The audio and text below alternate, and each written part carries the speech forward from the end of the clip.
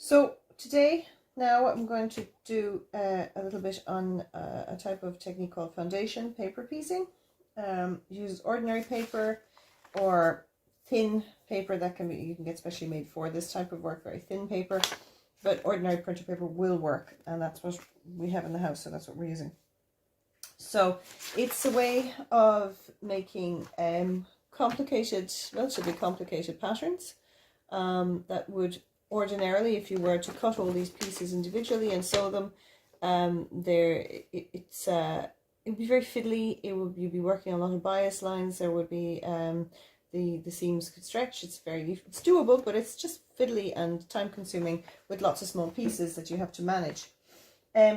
So this is a way of doing it where you don't have those issues. You have the paper strengthens what you're doing. And I'll show you how that works in a bit, and it allows you to piece very accurately without much fuss. Now, the first time you do it, you might be going, what the heck am I doing, and why am I doing this? But you do get to end up with something rather beautiful is more accurately pieced than you would. I certainly would be able to do myself otherwise. So as you can see, there are some quite small pieces in here, and there are a lot of triangles. It doesn't have to just be so for example, here we've got a kind of a star or a flower motif. It's also a great way of doing pictures. If you look this stuff up online, you'll often find a lion looking back at you if you want to get foundation people, or butterflies. Here is a bird, and here's the pattern that came for the bird, and this is the finished article, and you can see there's lots of angular bits, and this is an individual piece, and this is another individual piece, and this is another individual piece, and this is another individual piece. As you can see from the back, there's quite a lot of seamage, and if you were trying to do this, there's also bits of paper I have to get out. That's the only thing about using this paper, is that it can be a little bit more difficult to get out. So you may want to dampen it, and that'll help the paper come out as well. So or get at it with a pin. Not just these kind of patterns, but you can also do lots of pictures. And you can applique these kind of pictures down. You could if you want to have a bird motif in the middle of your block, you could do it by applique. But if you don't want to do applique, if you want it set into the block as opposed to on the block, then this is a good way of doing it. So the technique, you get your patterns, and a lot of them available free online. This is called Woven Star. So this is a pattern called Woven Star, and it's available free online from, what's that? It's probably bright. I can see it's backwards, but it says Cali Quilter, CALIQUILTER. And it worked up as a full bedspread. So this is one of the blocks from it. So each one of these is a block, and this particular block, you can see the secondary pattern coming in when the 4 blocks come together, and you get this secondary kind of star pattern as well as the one in the middle. So when you get your pattern, you're going to get, this is the block pattern. Doesn't look like much now. You've got 2 triangles broken up into sections, and there's a dotted line around them, and each of the sections has a letter name and a number next to it. So this is block A, because everything is labeled A, and this is block B, because everything's labeled B, but again, it's all backwards. This dotted line is the cutting line, and it's the seam allowance, and the sewing lines, because you're going to sew through the paper, the sewing lines are the solid lines. The numbers indicate the block, and the letters indicate the block, and the numbers with them indicate the order in which you're going to sew on the pieces. So the first thing you do is you have to decide what your color scheme is going to be. So in this pattern that we have, this piece of fabric is used around the edge 4 times, and this beige is used around the edge in each one of these blocks. So in this, they have A has got one of the blocks has got the dark blue, and one of the blocks has got because each one of these triangles here is one of these, is A or B. Okay, so this has got dark blue, white, beige, pale blue spots, and this one's got beige, white, dark blue, and this parquet floor pattern. And you will repeat, so that you set out your colors like that. So you decide what is going to be where. Now I have got my block chopped up. So you take each of these apart because you're going to sew them separately. So for one of this block, you've got 1, 2, 3, 4, 5, 6, 7, 8. You've got 8 triangular segments, and each one of these print offs gives you 2 triangular segments. So you need 4 sheets to make one block. It does use up paper, so that's something to take into consideration. So then you say, well, what is this?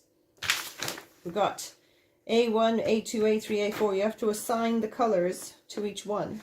And they'll often give you measurements too. They're cutting out rectangles there. They're all triangular pieces. They tell you cut rectangles. You cut a piece to cover.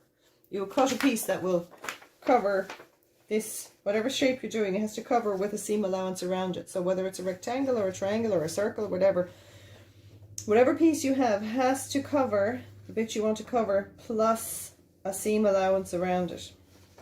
Okay, so that's the thing to remember. Whatever even if they're telling you cut rectangles, as long as it covers the shape and it has a seam allowance around it. Okay, so I have for this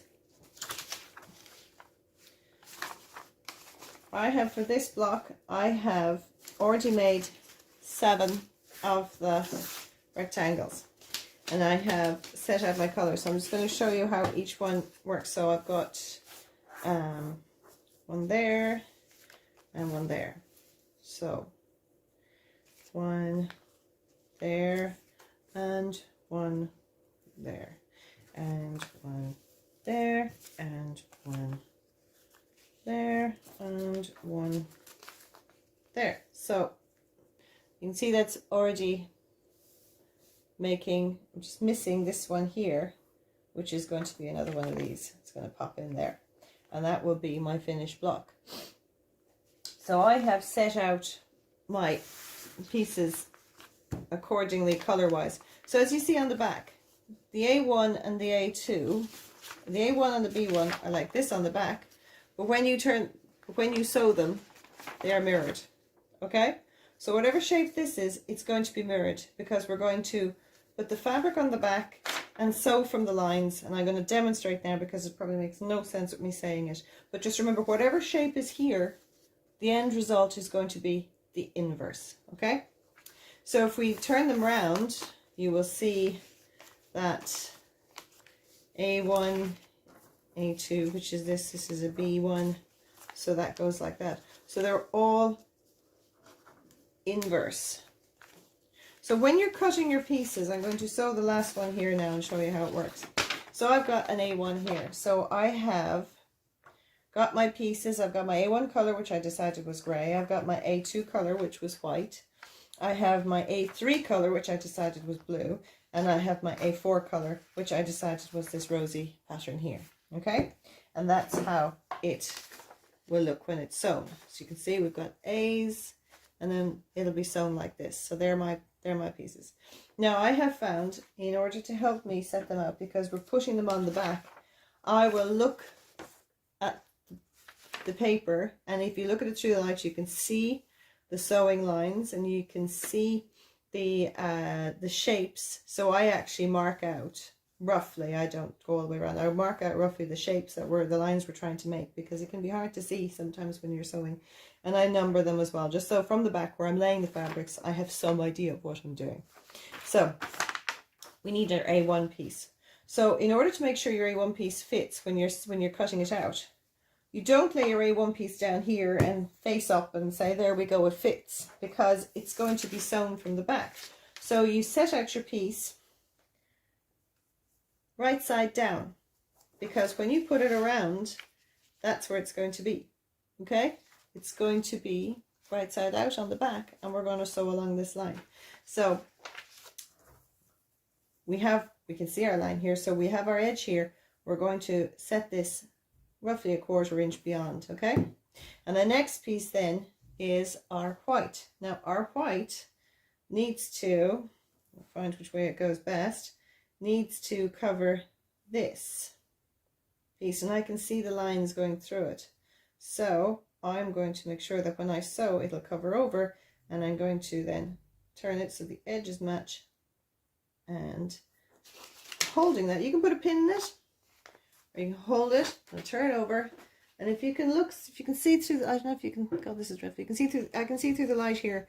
I can see the material is overlapping the seam line, which is fine. Now I'm going to put it under my machine, and I'm going to sew along this stitch line here.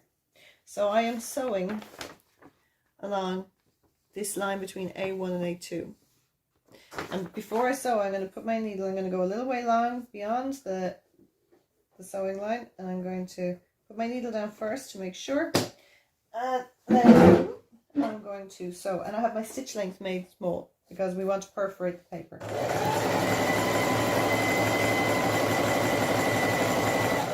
Okay, so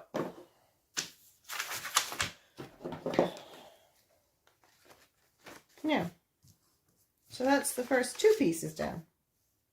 We'll fly through this. So we fold that over, and yes, it covers everything. So we're just going to finger press that. Okay, the next piece is this piece, and again we're going to be sewing along this line here, which is the line between A2 and A3.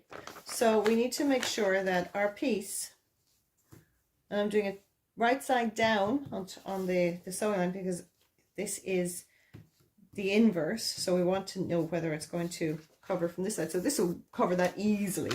So I'm going to take it over, and this is our sewing line here. I've drawn it out here. I can see my line between 2 and 3. We're going to make sure that this, if we cover it, will be, and you can line it up and fold it and make sure. You can give it a, you know, you can do your trial run, just say, will this work? Okay, it'll work. And then we're going to put it down and sew it.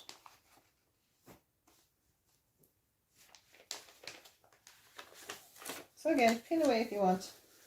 So I'm going to go a little bit beyond. I'm going to just put my needle down, and I'm going to sew across. And I'll take it out. Push up all the strands. We're going to check. And yes, it does cover. So this time what I want to do is I want to make sure that we don't have lots and lots of fabric building up behind. So I have the paper folded across the sewing line, and we're going to trim off the excess. If you don't trim off the excess, you'll have big lumpy pieces behind your fabrics. So now fold it back. The last piece we have to go on is this, and again I'm going to turn it over so I can see the sewing line, and looking at this face down, I'm going to find some way that this will cover. So it covers like that, covers all the sewing lines, all the seam allowances, so that's fine. That means it can go on. This, one of the trickiest bits about this type of sewing is keeping the angles so that you have some idea of where your sewing line is, because when you flip things back and forth at strange diagonals, the fabric behaves in a way you wouldn't necessarily expect. If you're having difficulty finding which way to sew it so that it goes the right way, you can do what I was doing there, which is putting it face down on the fabric, or you can fold back along the sewing line and see which direction it goes in. You see, this is going here. When we fold it along the seam line, it goes like this. So we want our fabric, if our fabric covers it like this, we're good to go as well. So that we have it set up along the seam line and we're good to go. So I'm going to set this along the seam line. I'm going to sew it, and we're going to cross our fingers and hope that it all works.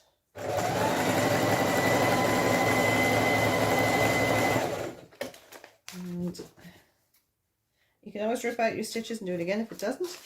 Of course, the more times you sew across it, the more fragile the paper gets, but it's better to get it right. So, yes, this worked. We did check it very well. We checked it a couple of different ways to make sure it would cover the area. And once again, I am going to cut the excess out from the seam. So, Now, here we have something that doesn't look very pretty. But along the back, we have our cutting lines. So, giving this a bit of a press, you can press it with an iron at this stage as well if you want. But a quick finger press, turn it the right way around, make sure everything is lying flat. And then we can get our little ruler. And we can cut along the dotted lines. So I'm going to just rotary cut all the way through.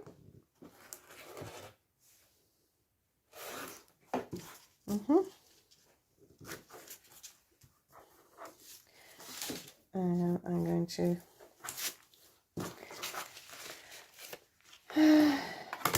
cut this one. Make sure you give yourself your seam allowance.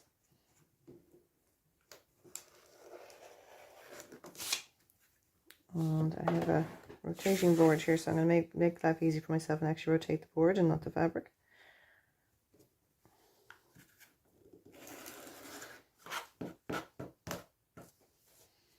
And I am going to cut these little, when the corners are rounded, I'm going to cut them like they say to cut them. Now, and look at this beautiful piece we have left. So now we have our 8 pieces now, all done and looking beautiful.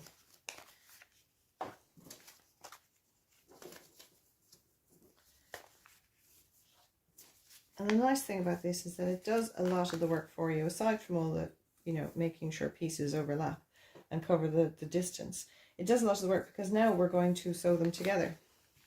And look at this, they give us these seam lines. So we're going to sew, I'm going to sew these 2 together, and these 2 together, and these 2 together, and these 2 together, and then we'll end up with 4 square blocks that we then just piece together like a 4 patch. So so we just line them up. Again, you can pin things into place if you want, just to make sure it sits. And I'm going to sew along this sewing line. Paper stays on until you have all your sewing done. That's it. So I'm making sure that the needle goes through the point first of all before I do anything, and I'll make sure they're lined up, and off we go.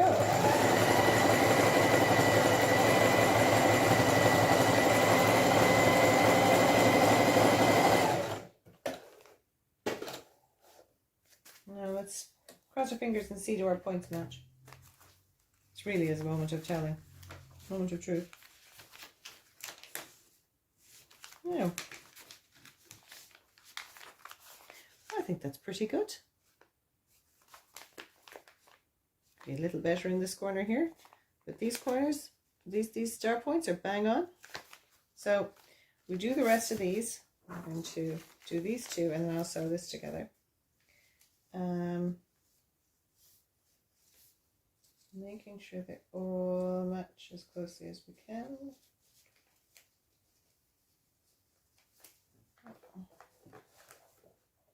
And again, I'm putting my needle down in the corner first. No.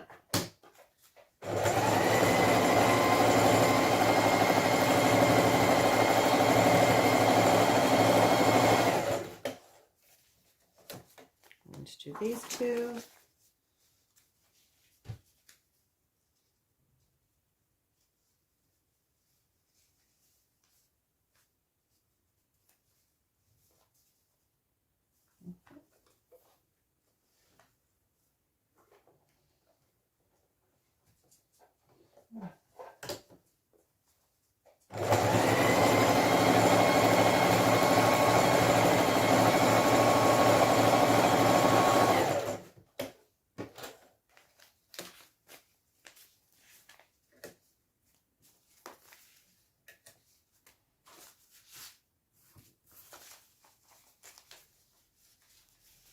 And again, I'm just making sure everything lies flat, and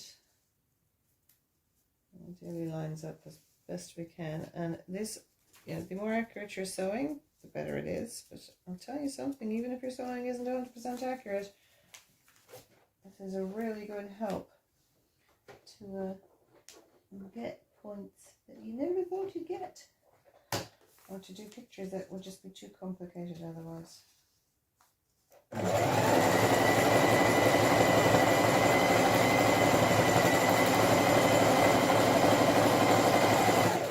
Ooh, now.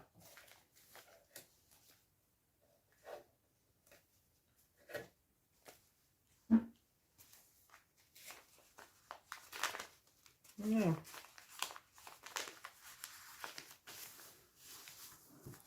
Now then, so we have this and this, and we have this, and this and this, and we just take this one and nest our seams just like we do ordinarily,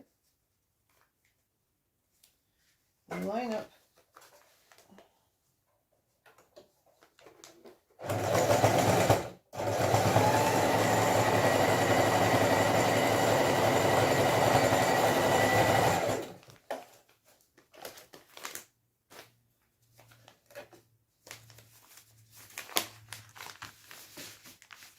and as you can see, these are coming in the center, and this little space here is our seam allowance for when we're sewing across the middle, because we don't want our points going right down to here. We want them set back so that we have somewhere to sew. And again, across the top, the points are meeting a little way in, because that's our seam allowance around the edge. So one more, and then we can sew them across, and we have our block. Making sure they match as close as we can.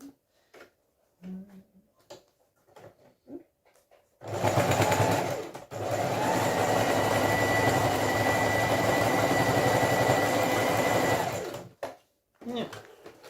And one more seam across the middle.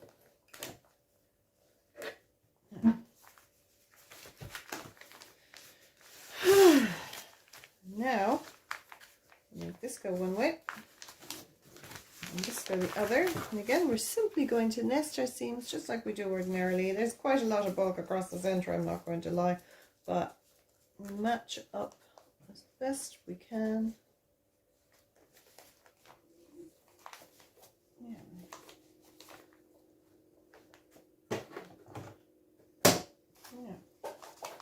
And here you can open out your seams as well, which I might do in the middle here, because the nesting is making it move in a different direction I don't want it to. So I'm going to actually flatten my seams in the middle.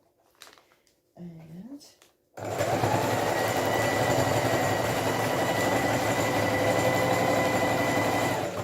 you can go take a little handy over the center seam, because there's a lot of bulk. A lot of bulk. I'm going to help it through. There we go.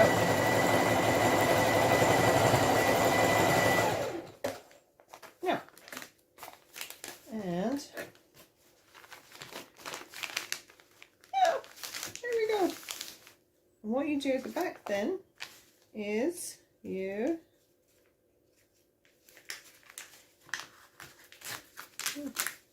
tear out the perforations and take out your paper piece by piece, and then you have your block. Okay, so that is that's foundation paper piecing, whether you're doing a traditional pattern or a little motif or a picture. It can be a bit fiddly, but it's a handy one to know nonetheless. Best of luck.